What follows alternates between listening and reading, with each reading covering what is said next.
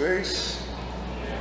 Um bom dia especial para as mães. Que Deus abençoe nesse dia que no calendário da humanidade, em grande parte, se comemora esse dia em reconhecimento à postura, presença e atitude das mães. Nós vamos abrir a palavra de Deus no Antigo Testamento. Nós vamos abrir no livro do profeta Oséias. Se você tiver dificuldade de achar o livro do profeta Oséias, vá para Mateus e dê ré, que aí você vai achando. Está na última seção do Antigo Testamento, o livro dos profetas chamados para a situação e posição de profetas menores. Oséias capítulo 14. Leremos o versículo 8 e discorreremos dos versos de 1 a 8. Oséias 14, versículo 8. Ó Efraim, que tenho eu com os ídolos, eu te ouvirei e cuidarei de ti. Sou como o cipreste verde, de mim procede o teu fruto. Vamos orar ao Senhor. Amado Deus e Pai, nós queremos agradecer ao Senhor pelo privilégio de termos esse texto inspirado, para que nós possamos aprender dele e viver nesses princípios todos. Ajude-nos na exposição, ajude-nos no entendimento, ajude-nos nas mudanças devidas e na prática necessária. Fique conosco nesse momento, com todos os que estão nos ouvindo, aqui presentes ou pela internet. Em nome de Jesus. Amém. A nossa mensagem e meditação nessa manhã tem como título A Árvore Maravilhosa. E a árvore maravilhosa nesse texto é mesmo esse cipreste verde que nós acabamos de ler. Comumente, no Antigo Testamento, o Senhor, ele sempre se valia de figuras de árvores. Ora é uma videira, ora é uma figueira, aqui no caso um cipreste, porque árvore é para o entendimento geral. Todo mundo gosta de árvore, todo mundo se beneficia das árvores, todo mundo sente falta das árvores. Então é uma linguagem, principalmente no tempo e no contexto deste povo, em que as pessoas entenderiam muito bem um projeto e uma proposta. Esse capítulo 14 de Oséias que você tem aí na sua Bíblia, é um capítulo cheio de figuras de linguagem e também de figuras fortes e realistas. O que essas figuras querem dizer para nós nessa manhã? Como nós podemos entendê-las e aplicá-las? Elas são fortes, sim, falarão aos nossos corações. Nesse capítulo 14, entre as figuras fortes que Deus está chamando o seu povo para meditar, pensar, refletir e mudar, nós teremos, por exemplo, a figura do órfão pequeno. E esse órfão pequeno é um órfão de aproximadamente uns 4 anos de idade. Imagine uma criança de 4 anos de idade andando pelas ruas de Goiânia, andando para cá e para lá. Já consegue falar, é verdade, já consegue se mobilizar, é verdade, já consegue ver as coisas, é verdade, mas não tem noção ainda de perigos, de profundidades, de intensidades.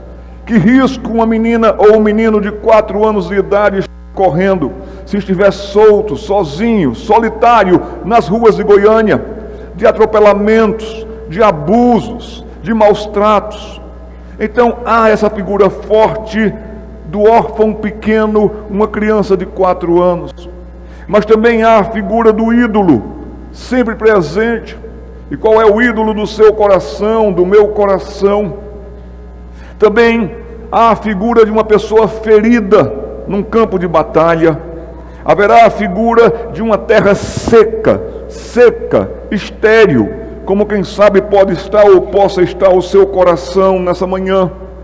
Nessas figuras fortes tantas, nós encontramos agora uma figura de uma árvore, e é uma árvore maravilhosa.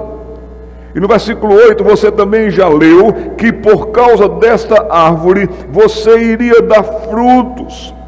E esses frutos que te fazem, e quem sabe te farão pela primeira vez na vida gente boa, gente que presta, gente que serve, gente que tem alegria, gente que tem gratidão, gente com paz e com uma felicidade que só Deus pode dar.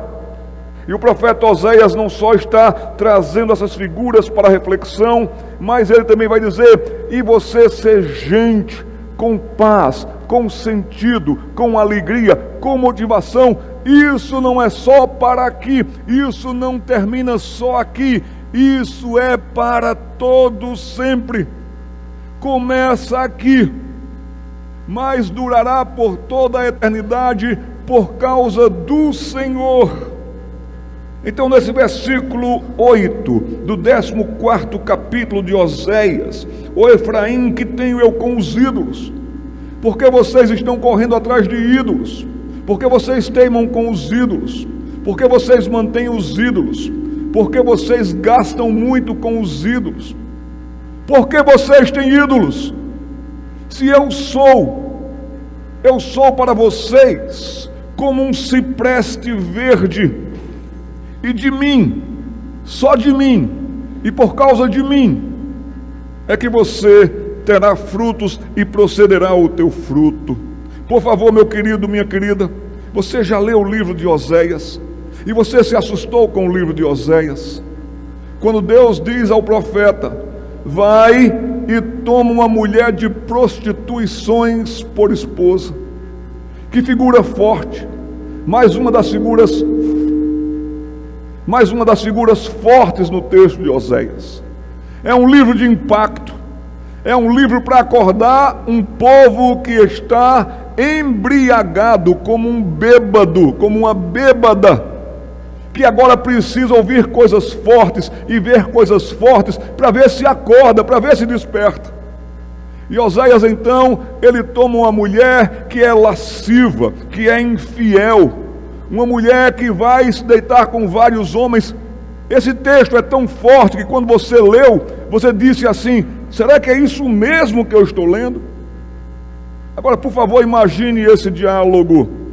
Em uma sala de espera no dentista, estão um senhor cortês e gentil, e um garoto, e um menino, aguardando a sua vez. Aí o senhor puxa conversa com o garoto, até que o senhor pergunta para aquele menino: e qual é o seu nome, filho? A resposta o deixa de queixo caído. Aquele senhor nunca ouviu nada daquilo, e nem nunca ouvirá nada daquilo. O garoto, até falante, responde direta, honesta e totalmente: eu me chamo, esse aqui não é meu. O senhor, assustado, reage com espanto: como é mesmo o seu nome, meu filho? O menino repete, esfuziante, como quem já está acostumado a passar por isso diante do incomum do seu nome: eu me chamo, esse aqui não é meu. Mas quem lhe deu esse nome? Foi o meu pai. Mas como é que um homem pode dar um nome desse a um filho? Pode sim, se o senhor conhecesse a minha mãe.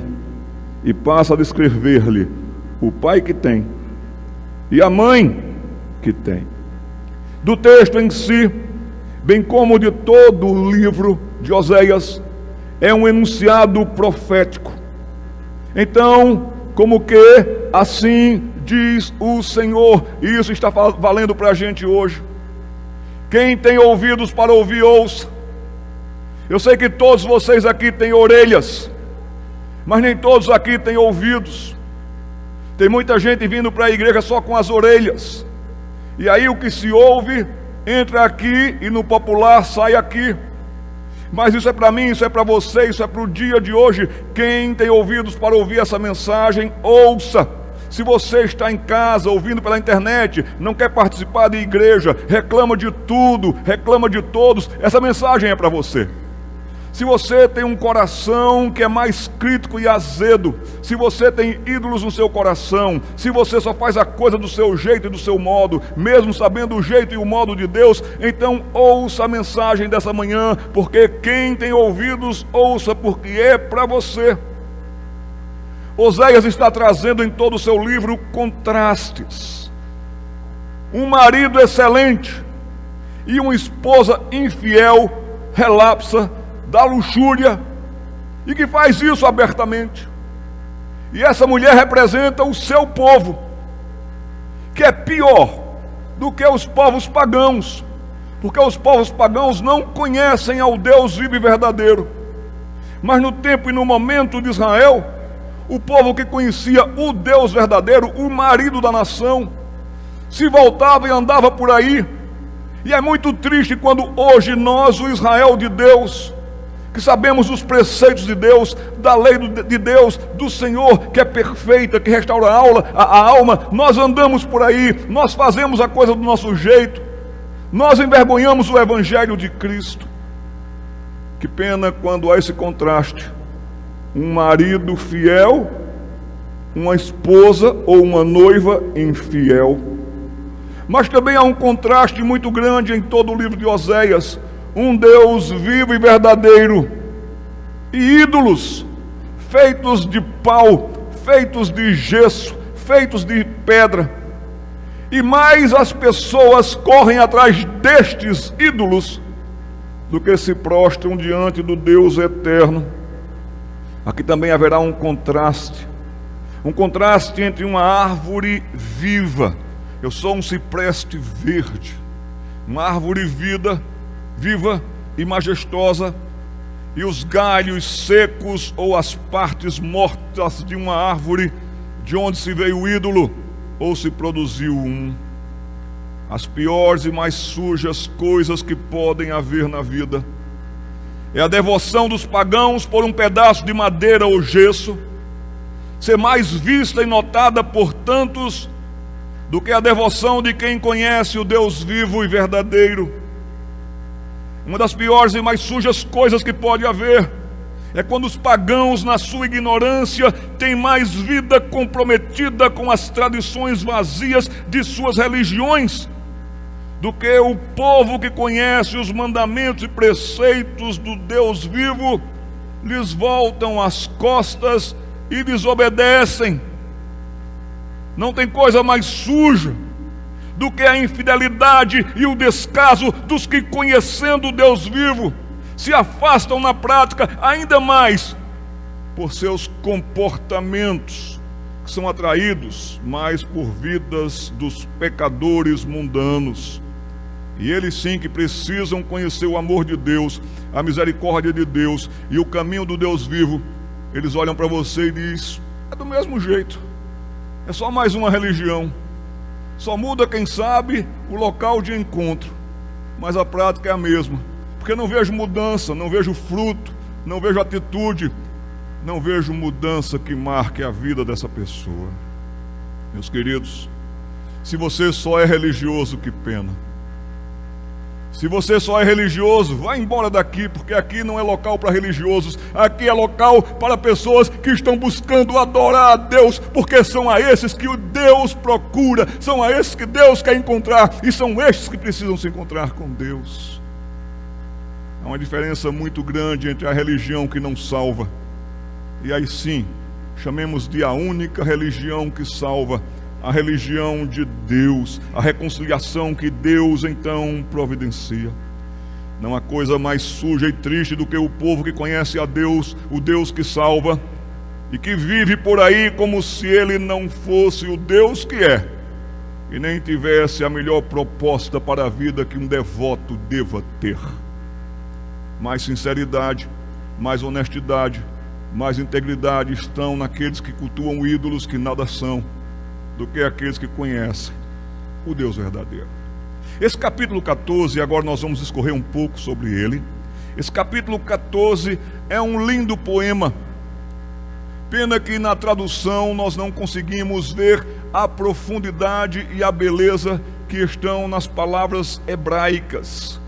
Mas um poema lindo, é um poema mais para ser sentido quando se ouve do que descrito para explicações. Deixe-me tentar explicar para vocês o que eu quero dizer. Tem coisas que são tão sentidas que marcam, que lembram desde quando você era menino e menina, por exemplo. Você não consegue descrever. É mais fácil você sentir do que você descrever. Como, por exemplo, como você conseguiria descrever o claro e resplendor dia com os seus aromas do campo depois de uma chuva? Você sente até saudades. Voltou à sua memória agora aquele cheiro do campo, aquele dia maravilhoso, da chuva que caiu, do cheiro da terra molhada, dos aromas do campo. Isso é mais profundo e intenso, sentir, do que descrever. Como descrever quando você viu o mar pela primeira vez? Como descrever aquele pôr do sol que você até tentou fotografar e você viu que nunca a fotografia conseguiria corresponder à beleza do que os seus olhos viram? Esse capítulo 14 é de uma musicalidade linda. Até alguns acreditam que estava musicalizado o capítulo 14 de Oséias. O capítulo 14 de Oséias é de uma riqueza e de uma beleza que é para a gente se prostrar e dizer: Tu és grande. É o Deus que intervém, é o Deus que se volta. Você está com a sua Bíblia aberta? Sim, você está. Olha o capítulo 13. Ai de nós se nós parássemos no capítulo 13. Está vendo como começa aí em negrito, para a explicação do texto, o capítulo 13? Capítulo 13 de Oséias diz: castigo definitivo, sem chance alguma para você. Ah, se Deus não intervém, ai de você. Ai, se você brinca de cristianismo, ai de você. Se você agasalha os seus ídolos no coração, que seja a fama, que seja o dinheiro, que seja o adultério, que seja a mentira, que seja o levar vantagem em tudo, e isso já se transformou num grande ídolo que você se prostra a esse e serve a esse, ai de você. O capítulo 13 de Oséias mostra o castigo definitivo. Capítulo 13 de Oséias, versículo 9 diz: a tua ruína, ó Israel, vem de ti. É de você mesmo. E a palavra não é suave, a palavra é ruína. Tudo que você fizer, baseado em você, nos seus preceitos, nos seus gostos, nas suas vontades, você vai quebrar a cara, vai cair tudo, vai ruir tudo. Versículo 9 continua dizendo: vem de ti a tua ruína, mas só de mim vem o teu socorro. E graças a Deus que Deus intervém. Graças a Deus que Deus socorre. Por você e por mim, nós caímos num poço de lama, num tremendal de perdição. Dependendo de você e de mim, nós afundamos nesse tremendal de lama e perdição. No que depender de você e de mim, a gente só tem que agora dizer assim: estou na pior e não tenho como sair daqui. Senhor, tem misericórdia de mim. E Ele se inclinou para mim e ouviu quando clamei por socorro. É isso que está dizendo Oséias, numa poesia tão linda, tão bonita. O Deus que intervém está no capítulo 14. O Deus que restaura vidas está no capítulo 14. O Deus que firma os passos, coloca os pés sobre a rocha, coloca a gente de pé, está nesse capítulo 14. Nos 13 capítulos de Oséias, o estilo é forte, abrupto, cheio de saltos fortes.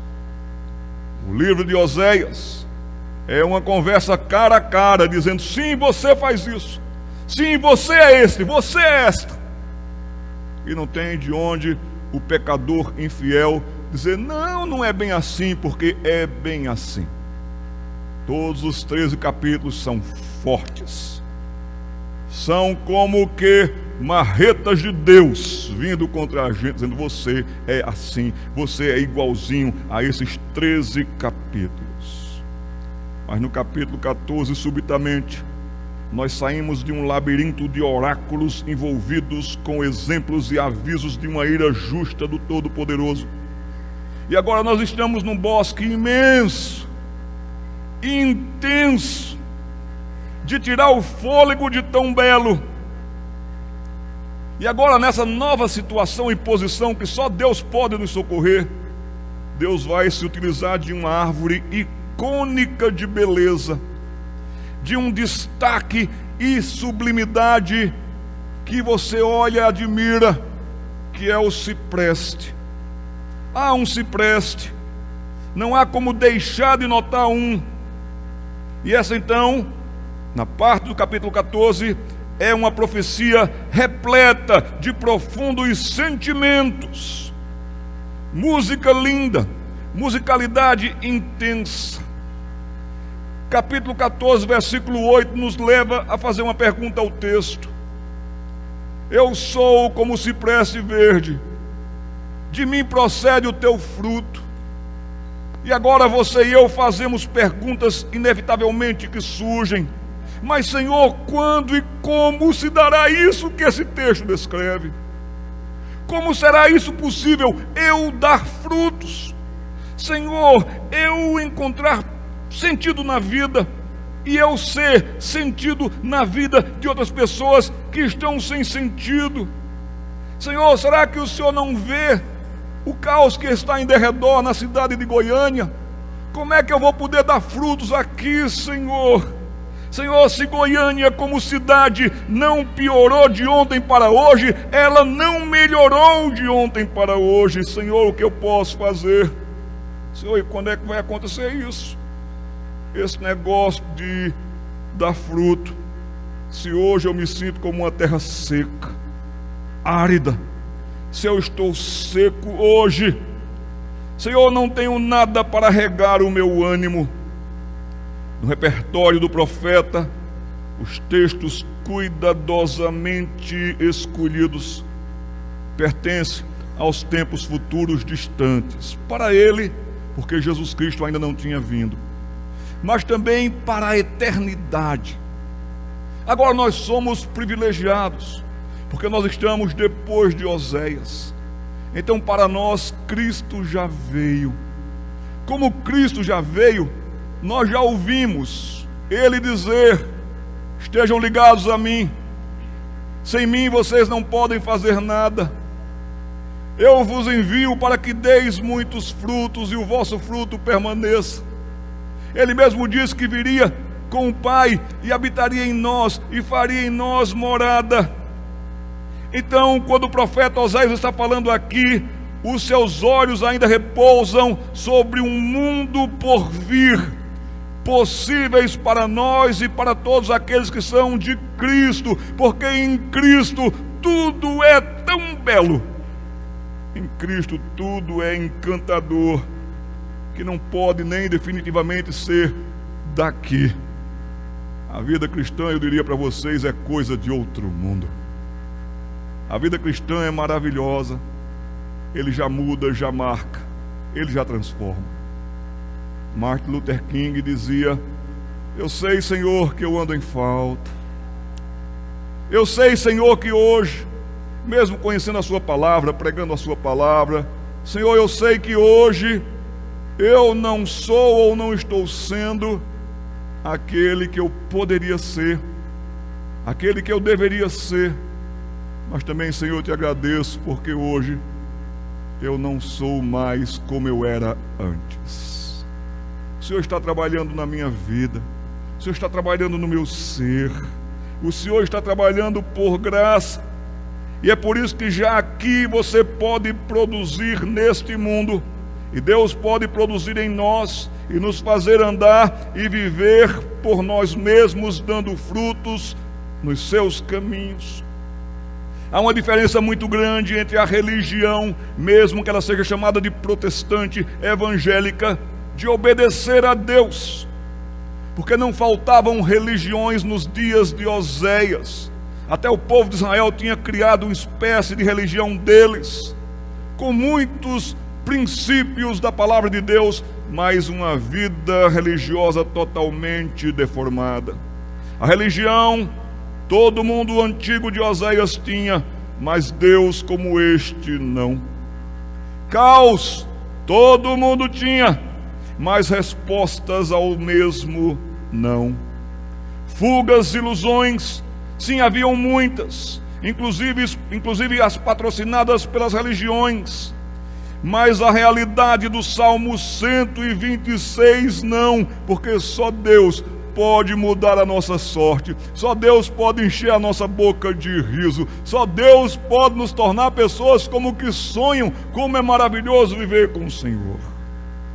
Eu me lembro que estava no Rio de Janeiro uma vez, e conheci uma moça que foi atriz, quem sabe, da maior rede de televisão.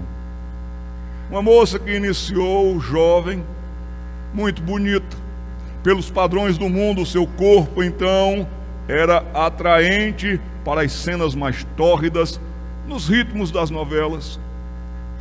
Quando foi um dia, aquela moça se encontra com Jesus Cristo, e ela vê como a sua vida estava um bagaço, uma desgraça. Para os olhos do mundo, estava no horário nobre das novelas, mas para a sua vida, uma desgraça ao acordar, ao viver, ao deitar. Ela conhece Jesus Cristo. Aí agora ela começa a devorar as Escrituras, começa a aprender da palavra de Deus, que é perfeita, que restaura a alma, que traz sonhos e tudo mais. O telefone tocou, ela atendeu. Fulana, você está escalada para a próxima novela, e as cenas mais picantes eu deixei para você. Ela parou e disse: olha, eu vou continuar como atriz, eu sou atriz profissional, mas essas cenas eu não faço. Em conversa com a diretora da novela, essas cenas eu não faço mais. Mas por que não? Todo mundo está de olho em você.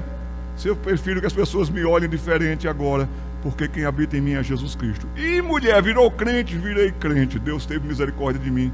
Pois tu não vais ter mais papel, tu não vais ter mais vantagem, tu não vais ter mais o povo te aplaudindo, mulher. Desiste desse negócio de religião. E ela disse: mas eu desisti desse negócio de religião, porque todas elas me levaram para o buraco, mas eu encontrei aquele que me tirou de lá, que me deu dignidade. Ah, então tu só vais encontrar pontas de copeira ou de alguma coisa nas novelas e tu vais sumir. E de fato aquela moça sumiu das novelas. Não estou desmerecendo qualquer profissão, porque todas as profissões são dignas, mas em comparação com os rendimentos, aquela que ganhava tanto, agora trabalha honesta e dignamente como uma recepcionista em uma firma, juntando seu dinheirinho para se manter. Mas ela não voltou mais para trás. Ela disse: isso é lixo, eu ganhei a Cristo, eu tenho a Cristo. Toda a descrição de Oséias gira em torno disso, do Deus que vem ao encontro, do Deus que salva. Já estou terminando. Capítulo 14, versículo 1. Diz assim para mim e para você: volta, ó Israel, para o Senhor teu Deus, porque pelos teus pecados estás caído. Deus não é conivente com os seus pecados. Se você está vivendo nababescamente, desonestamente, imoralmente, se você está dormindo com seu namorado, moça, se você, rapaz, está seduzindo as moças, isso é pecado. Isso não é o padrão de Deus para o namoro.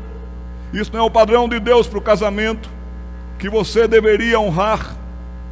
Se você está negociando desonestamente, se a sua palavra aqui é uma, no mundo são outras. Pare com isso. Se volte para o Senhor, porque pelos seus pecados vocês estão caídos. E assim então, Deus diz como nós podemos nos voltar para Ele, porque Ele não muda. Versículo 2: tende convosco palavras de arrependimento. Que privilégio nós temos nessa manhã. Nós podemos nos arrepender, nós podemos clamar ao Senhor. Vocês têm palavras de arrependimento. A graça de Deus inunda esse lugar, a graça de Deus abastece os corações.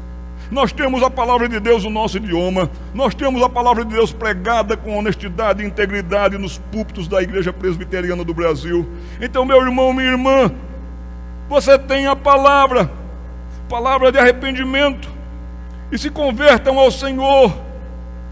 Dizei-lhe: perdoa toda iniquidade e aceita o que é bom, em vez de novilhos e sacrifícios dos nossos lábios. Os nossos lábios só serão aceitos pelo Senhor do que sai dele, se vier por meio de Jesus Cristo. Porque Hebreus diz que o nosso louvor é fruto de lábios que confessam o nome de Jesus Cristo. Aqui então, nós ainda temos o tempo de ouvir a palavra de Deus. Aqui então, nós podemos nos voltar para Deus, que é rico em perdoar. Finalmente, vamos ver aquelas figuras de destaque que estão no livro de Oséias, que eu falei para vocês. A primeira figura de destaque que nós podemos ver aqui, nós podemos ver no versículo de número 3. A Assíria já não nos salvará. Uma potência da época, não vale nada diante de Deus. Não iremos montados em cavalos, a força motriz da época em termos de combates. E não mais diremos às obras das nossas mãos, os nossos ídolos: Tu és o nosso Deus. Por quê?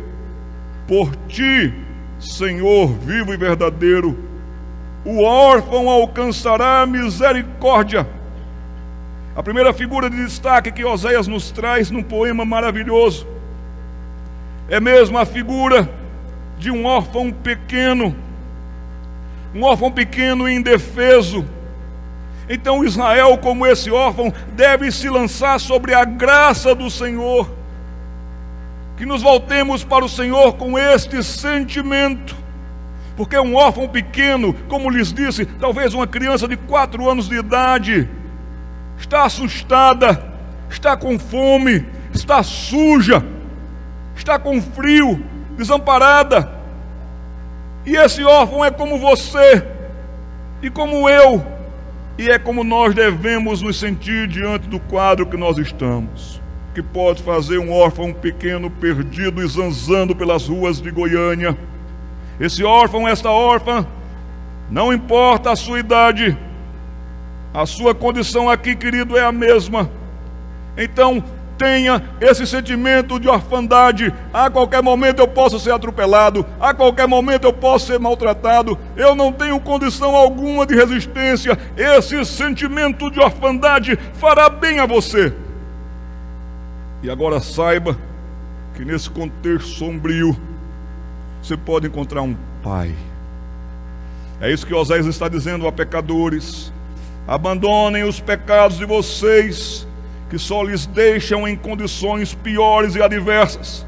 Chega de passar fome, chega de passar frio, chega de passar medos, chega de desesperar-se. Há um Deus que lhe chama de volta, e que você, voltando-se para Ele em Cristo, você poderá chamá-lo de Pai.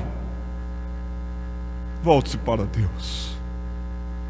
A primeira necessidade de um órfão é ser encontrado, é ser amparado por alguém de total confiança, e que pode sustentá-lo completamente, pode trazê-lo para casa e dar-lhe conforto. Segunda figura de destaque está aí no versículo 4. Curarei a sua infidelidade, eu de mim mesmo os amarei, porque a minha ira se apartou dele.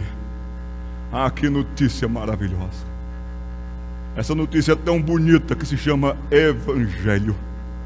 Eu, com a minha ira, eu não vou me voltar mais contra vocês. Eu vou curar vocês. Todos conhecemos João 3,16. Porque Deus amou ao mundo de tal maneira que deu o seu Filho unigênito para que todo aquele que nele crê não pereça, mas tenha a vida eterna. Mas já pensou se João 3,16 dissesse assim: porque Deus condenou o mundo de tal maneira, sem chance alguma. E agora, a segunda figura forte de destaque aqui é um inimigo ferido. E esse inimigo ferido está debilitado. Dá para ver que ele está precisando de cura. Dá para ver que ele está muito machucado, arrebentado. O profeta agora introduz um inimigo diante de um grande e poderoso rei. E esse inimigo e esse rei se encontram em campo aberto. Esse inimigo está só. e o rei está com todo o seu exército. O rei tem todo o seu poder, e aquele inimigo está ali, machucado, ofegante, só esperando a hora de morrer. Aí o rei está passando por aquele campo e o rei o vê. E agora o rei tem todo um vigoroso exército ao seu lado, tem todas as armas e todas as condições de atacá-lo, e traz consigo a sua digna e justa ira contra esse inimigo. É de desesperar. O inimigo está mortalmente ferido, suas forças estão se esvaindo minuto a minuto, e ele está muito cansado, e também está com fome, e também está com frio, sem condição alguma de levantar-se, sem condição alguma de defender-se. Mal ele consegue respirar. Este inimigo não pode oferecer qualquer resistência. Esse inimigo é presa fácil e possível para aquele que detém consigo todo o poder. E repito e enfatizo, e ele está irado. Aquele inimigo ferido era do seu povo. Aquele inimigo era das fileiras do rei e o traiu. Voltou-lhes as costas com ofensas. Achou que viveria melhor servindo a um imperador cruel e tirano que odeia o rei supremo. E por um tempo até este ferido foi o melhor homem de batalhas do imperador tirano. Servia-o com dedicação e satisfação. Mas agora ele está ali, e nas condições que descrevi para vocês. O infiel ferido está ali em campo aberto. O rei supremo chegou até ele e o encontrou assim. O rei o olha de alto a baixo, consciente da presença do rei. Aquele que agora o vê de baixo para cima e em tais condições, tem lembranças do que fez ao rei e está convicto de que o rei sabe de tudo e de tudo sabe. Como devem ser e estar os sentimentos desse infiel e moribundo inimigo agora? Como deve estar a sua cabeça, bem consciente da sua infidelidade e de todos os demandos que fez e o que disse contra o rei supremo? Mas aí ele vê o rei abaixar-se em sua direção. Aí ele vê o rei tomar-lhe pelos braços e envolver-lhe misericordiosamente e dizer-lhe com voz amorosa: você está muito machucado, você está muito machucada. Eu mesmo vou cuidar de você, eu vou curar você, vou lhe restaurar a vida, a dignidade, eu vou perdoar a sua infidelidade, a minha ira vai se apartar de você. Mas é bom que você saiba disso. A justa ira do Rei Supremo não se acabou como se num passe de mágica.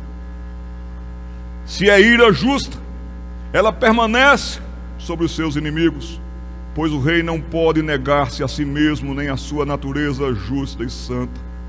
Ele foi atingido por você, ele foi atingido por você na sua honra. Isso exige da parte do soberano justiça em ação. A ira de Deus não pode ir embora, pois isso seria alterar a pessoa de Deus no mais absoluto do seu ser, que é santo, santo, santo. A ira de Deus não pode ir embora. Contudo, se ela não pode ir embora, ela pode ser desviada e cair sobre alguém. E nós lemos na palavra de Deus que o castigo que hoje nos traz a paz, Jesus Cristo levou sobre si. O Senhor fez cair sobre Jesus as iniquidades de nós todos. Um dia, em um monte, nas cercanias de Jerusalém, um homem gritou numa cruz: Deus meu, por que me desamparaste? Naquele momento, aquele homem da cruz, Jesus, era um ferido de Deus. Naquele momento ele estava assumindo a culpa do inimigo que for infiel ao Supremo Rei, você e eu. E Jesus estava vendo o Rei Supremo despejar toda a sua fúria santa sobre ele. Capítulo 14, versículos 5 e 6. Nós lemos sobre um orvalho em terra seca. capítulo 14, versículos 5 e 6, um orvalho sobre terra seca. O Senhor Deus também se dirige ao povo sobre o efeito que Deus está mesmo ansioso para derramar das suas riquezas de afeição sobre o coração de Israel e satisfazer-lhes os desejos de dignidade e realidade. E a terra seca começa a produzir, então, você pode ver no texto, começa a florescer. O Evangelho vai fazer algo visível em você, de belo no seu caráter. Aí também diz o texto que você terá raízes, e as suas raízes se aprofundarão. A palavra de Deus também nos diz que a sua descendência será abençoada, os seus ramos serão espalhados. Aí você pode ver no versículo 6 que você terá fragrância, tudo isso por causa de Deus. Você poderá ser o bom perfume de Cristo.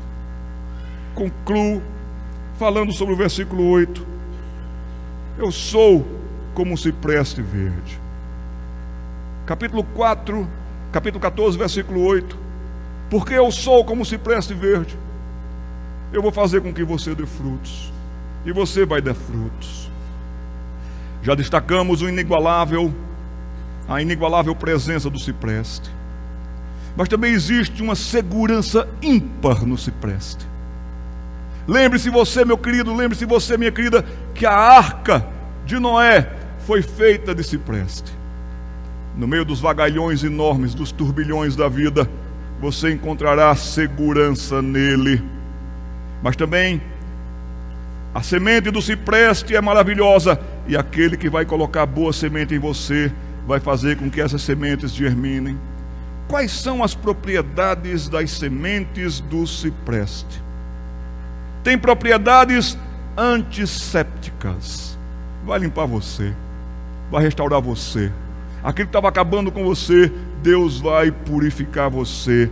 Propriedades antissépticas. Também lhe diz e me diz que tem propriedades sedativas. Na sua dor, na minha dor, Ele vai cuidar de você. O Senhor também tem mostrado, através do cipreste, da semente do cipreste, que as propriedades dessa semente são inseticidas. Você não vai ser picado facilmente pelo bichinho da vaidade, picado pelo bichinho do eu sou, eu me acho, eu me basto. Deus vai afastar esses insetos terríveis de você. Mas também um dos efeitos e propriedades do cipreste na sua semente é o calmante.